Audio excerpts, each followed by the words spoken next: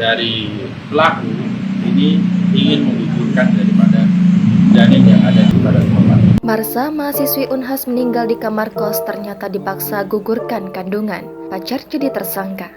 Misteri kematian mahasiswi Unhas Marsha, 21 tahun, yang ditemukan meninggal dunia dalam kamar kosnya Jalan Sahabat Raya, Kecamatan Tamalan Rea, Makassar terkuat.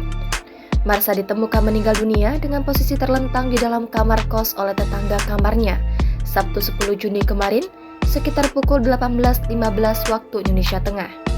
Penemuan bermula saat tetangga kosnya melihat tempat penampungan air yang tidak kunjung penuh.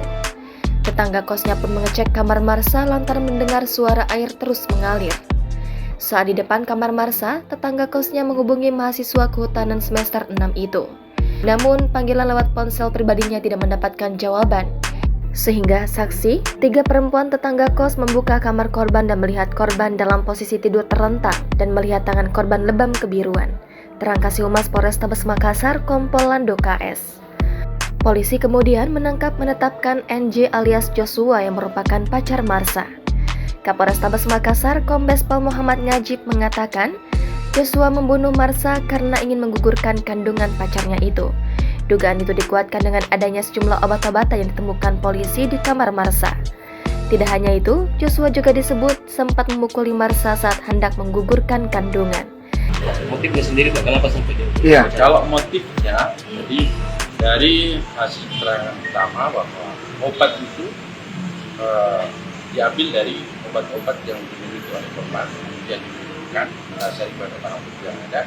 Nah, ini dari pelaku ini ingin menggugurkan daripada janin yang ada di dalam badannya, badan korban.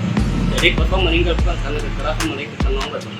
Ya, diantaranya adalah tentunya karena melihat bahwa korban itu keluar seperti busa dan juga darah dari mulutnya.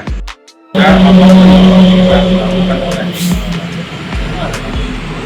disampaikan bahwa ada beberapa dugaan luka akibat daripada kekerasan, yaitu diantaranya adalah di sebelah mata kiri, kemudian dan di kepala bagian belakang juga ada tanda-tanda kekerasan yang dilakukan. Dari hasil otopsi, ada dugaan bahwa terjadi kekerasannya itu di bagian pelipis sebelah kiri dan juga bagian kepala sebelah kiri.